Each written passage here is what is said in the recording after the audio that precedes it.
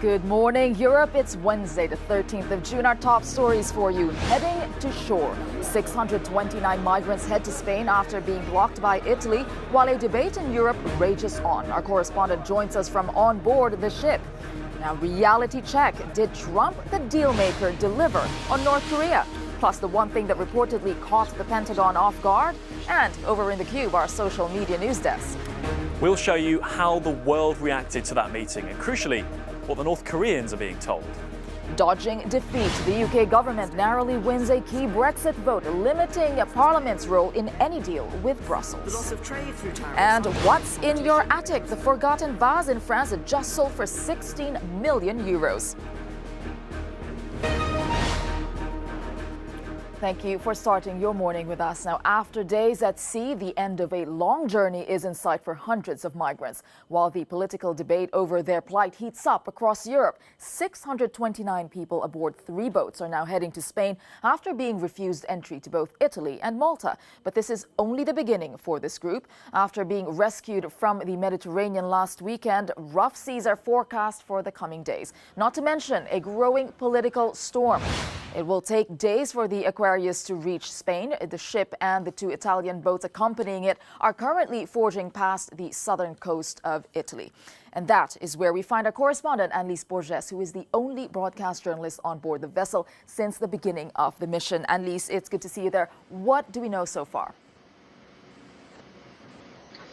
Well, we're currently traveling at 8 knots towards the Spanish port of Valencia with 106 people on board. These are the most vulnerable people, the women, the children, some families and some of the unaccompanied migrants, unaccompanied minors, rather.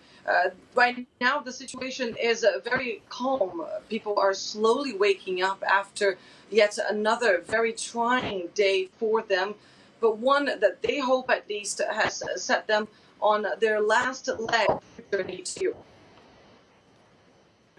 They were asked to gather for the important news.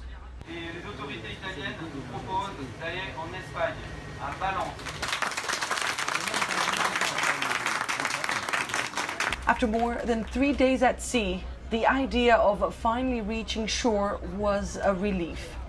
We say may God continue to bless Spain and bless every other country relating to Europe. Thank you.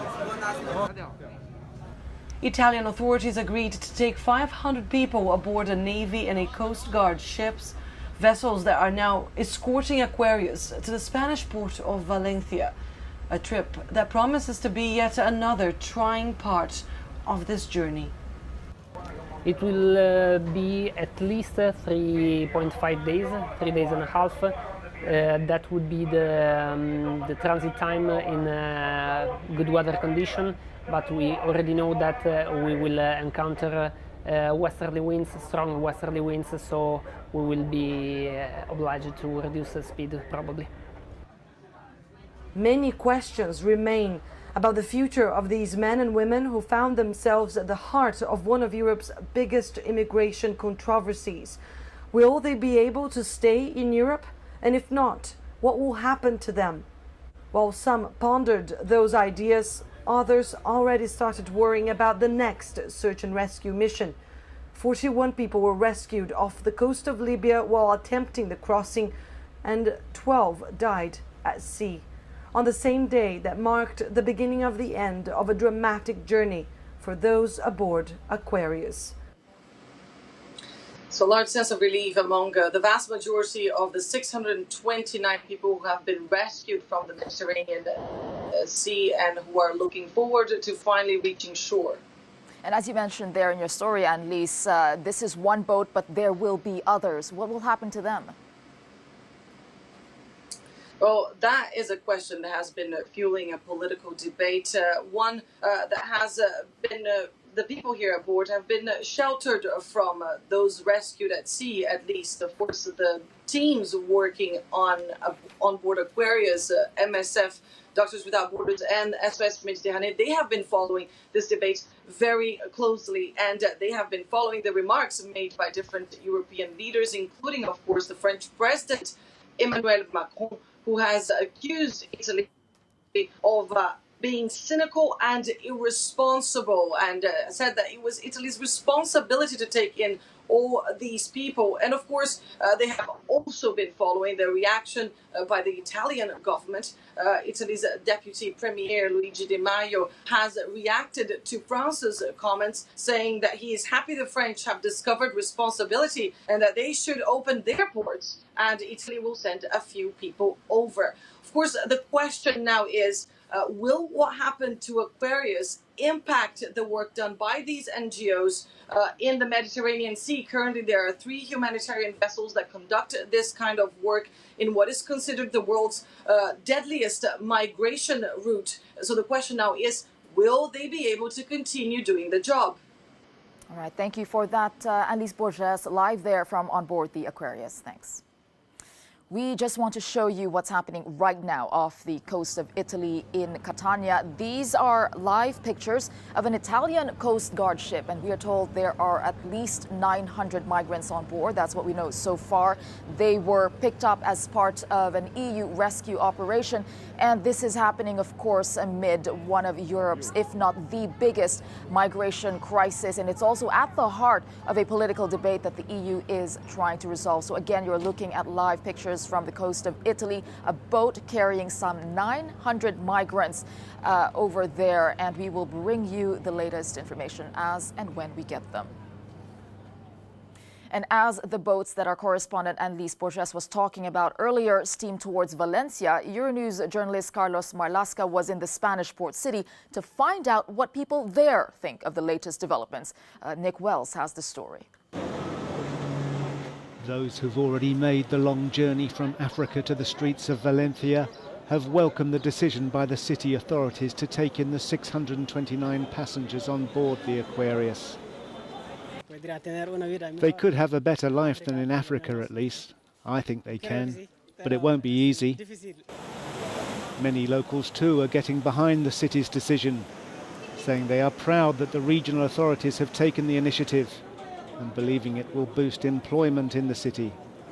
In my close circle, all of us who've commented on this are totally in favour of the decision by the City Council. It's true that in other areas, on social media, particularly Twitter, I've been able to identify profiles of people who are totally against it, but it's a minority. Valencia first drafted a plan in 2015 to take in Syrian refugees.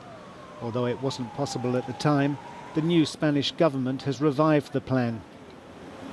The European Union must honour its commitments. It must comply with its laws and must comply with international commitments. To refuse to accept refugees into a port is not to respect the commitments of the UN, as those countries that have not done so are well aware. We want to do it because Valencia is a city of solidarity. Valencia is the biggest commercial port in the Mediterranean and the 5th biggest in Europe. But handling a human cargo will be a different challenge altogether. Nick Wells reporting there. Now, a day after a landmark meeting between U.S. President Donald Trump and North Korea's leader Kim Jong-un, there's mixed reaction about the deal they agreed to. Some call it a significant step forward, while others are critical of the lack of details. Evelyn Laverick has the story.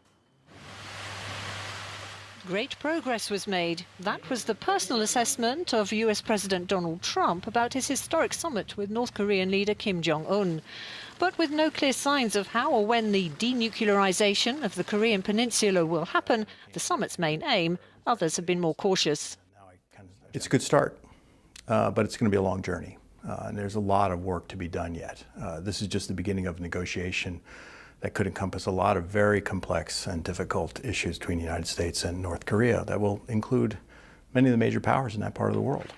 As if to prove that point, the cancellation of military games with South Korea, seen as a significant concession, surprised many. We will be stopping the war games, which will save us a tremendous amount of money, unless and until we see that the future negotiation is not going along like it should. But we'll be saving a tremendous amount of money. Plus, I think it's very provocative. Critics in the US have said Trump's given away too much at the meeting, which has handed Kim international standing. In terms of the substance of a signed summit agreement, it merely promises to work towards the goal of denuclearization. But with both leaders now having exchanged invitations to each other's countries, progress on the relationship front is, for Trump, the way forward on more difficult issues. Evelyn Laverick, Euronews.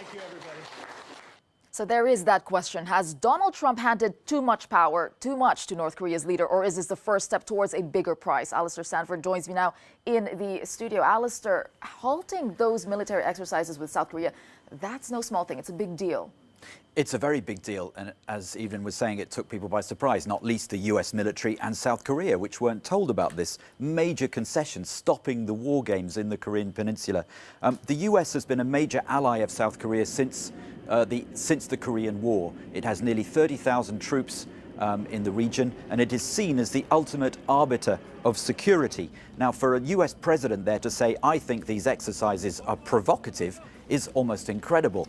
China's very happy with this. It's never liked the US exercises, so it'll be very happy for them to stop. But from Japan, there's been a very skeptical reaction.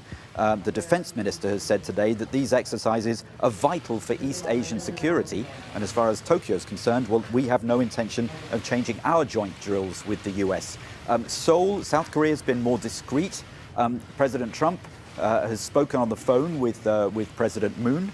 And Mike Pompeo, the Secretary of State, is due in Seoul today to brief the South Korean president, as well as officials from South Korea and Japan. And you know what? After all the excitement has died down from yesterday, Alistair, people are saying, actually, we don't know a lot of things. So what is next? What is next, as far as Donald Trump is concerned, is a brave new world. There's been another flurry of tweets this morning, and he said that this meeting yesterday proves that real change is possible. And he goes on to say there's no limit to what North Korea can achieve. Chairman Kim has before him the opportunity to be remembered as the leader who ushered in a glorious new era. Now, he's putting pressure there on North Korea to deliver. The ball is very much in Kim's court, he's saying, and we could see a case where it's Trump playing good cop and Mike Pompeo playing bad cop. Remember, the US is also looking for complete, verifiable, irreversible denuclearization. But Japan, for one, are very skeptical on that, and they've been saying so today. All right, thank you for that, Alistair Sanford. And this unprecedented meeting between Donald Trump and Kim Jong-un, this has really gotten a lot of reaction. Alex, in the Cube, has all that for you. Tessa, the world was talking and watching, and our team here in the Cube were kept very busy, our social media news desk, keeping across what was the #1 trend worldwide on Twitter yesterday. So now the summit is over. What are people saying today? Crucially, let's look at what North Koreans are being told today. This, the front page of today's national newspaper in North Korea, and that is the US president on the front page, stood next to Kim Jong-un. I mean, try and imagine this front page even a few weeks ago. It is truly incredible. It's worth mentioning here, as the South Korea's Herald does, actually the fact it's front page news in North Korea shows that this was such a PR propaganda coup for Kim, this Singapore summit. A daily newspaper in Japan emphasizing the agreements on denuclearization. Now, don't forget, North Korea fired a missile last November that landed in the sea off Japan. So defense concerns are perhaps forefront of the minds of Japanese people. Let's go back to Europe. Let's bring it back to Europe. And Libération has got a picture.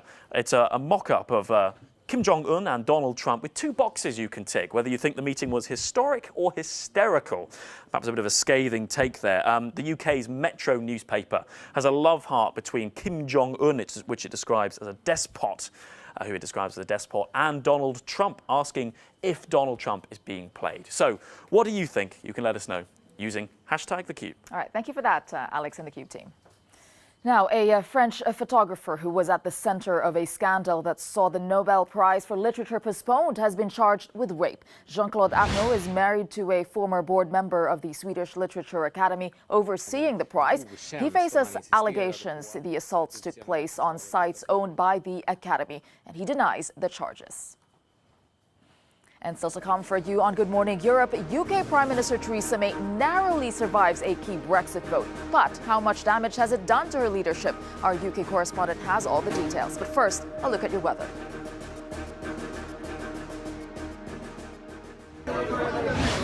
You're watching Good Morning Europe. Our top story, hundreds of migrants on board a rescue ship on their way to Spain after Italy refused to accept them. The Spanish government stepped in amid growing concerns for their health.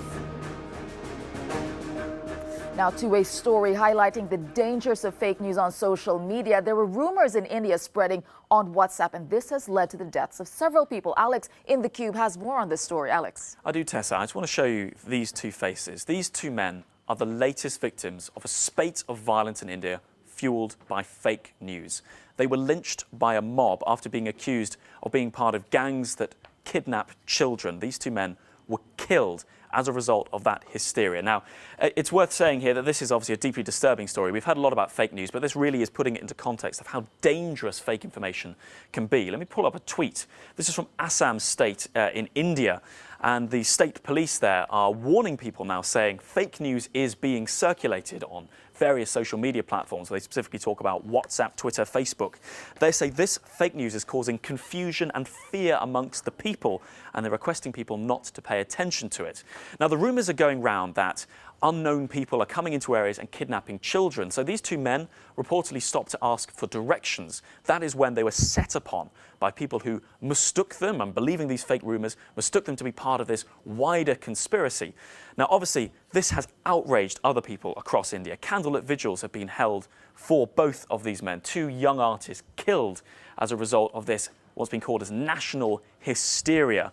A lot of people shocked that lynching is happening in 2018 as a result of fake news. I just want to bring up this next image here with a hashtag that perhaps sums this all up, and that is hashtag fake news can kill. The authorities in India are taking this so seriously, they're now setting up cyber teams to try and tackle and take down this fake news. Tessa. It's a terrible story. Thank you for that, Alex and the Cube team. Now, after 27 years of talks and protests, the former Yugoslavic Republic of Macedonia has agreed on a new name. It will be called the Republic of North Macedonia if the proposal goes ahead. The decision ends a long dispute over its name with its neighbor Greece. The agreement would open the door for the nation to join NATO and the EU. The Greek president has to take it to a vote in parliament. Greece had objected to the name Macedonia due to fears of a territorial dispute with its northern region of the same name. Theresa May's government is on track to get Brexit legislation through the House of Commons after winning a series of crucial votes yesterday. I'm joined now by our correspondent Vincent McAveney live in London. Vincent, it was a good day for Mrs. May, wasn't it? Good morning, Tessa. Well, yes, the government managed to defeat all of those amendments just about. It was still a quite dramatic day here in Westminster. The day started with the surprise resignation of a government justice minister. Philip Lee was giving a speech when he started criticising the government's handling of Brexit, and then he resigned. He put out a statement and a tweet saying he thought it was better now for him to speak up for his constituents and country over how Brexit is currently being handled. Well, that put everyone on edge. Theresa May worried it might have been the first in a wave of resignations.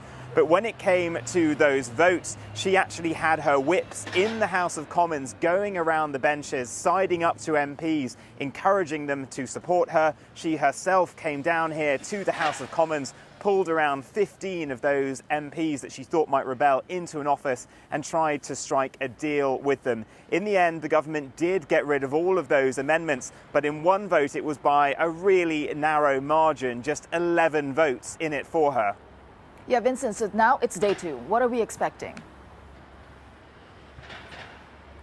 So there is the second day of voting today, and it's again on critical Brexit issues like the customs union, the EEA, citizens' EU legal rights, the EU Charter of Fundamental Rights, and the environment and the rights of refugees. Now, the one today that we're all watching is the customs union vote. Obviously, there are real implications for the future of the economy if there is no deal on access to a customs union or anything like that. And we had that report that leaked from Whitehall last week with a kind of doomsday scenario that if the UK leaves without any deal and leaving the customs union, it could lead to the collapse of the port of Dover within a day and medicines and food running out. So that is the one that everyone will be watching today. And the Prime Minister is going to have to strike the same kind of deals with those MPs to get that through.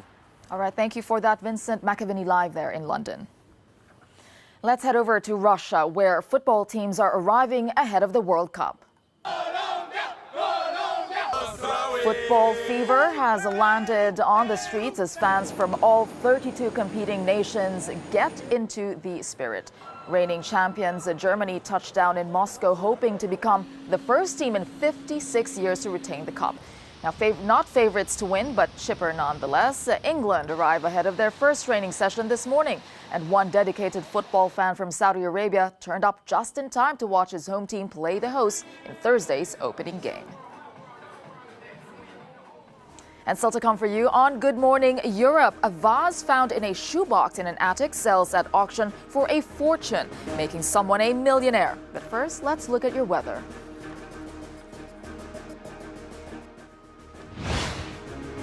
You're watching Good Morning Europe. Welcome back.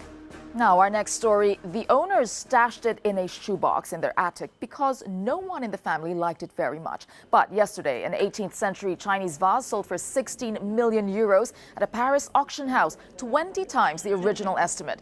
The French owners, whose identity has not been revealed, acquired the vase as part of an inheritance. Experts have compared the quality of the painting on the Qing Dynasty porcelain to the work of Michelangelo. Well, thank you for joining us today on Good Morning Europe, and do stay with Euronews for all your top stories. And we'll leave you with today's no comment from aboard Aquarius.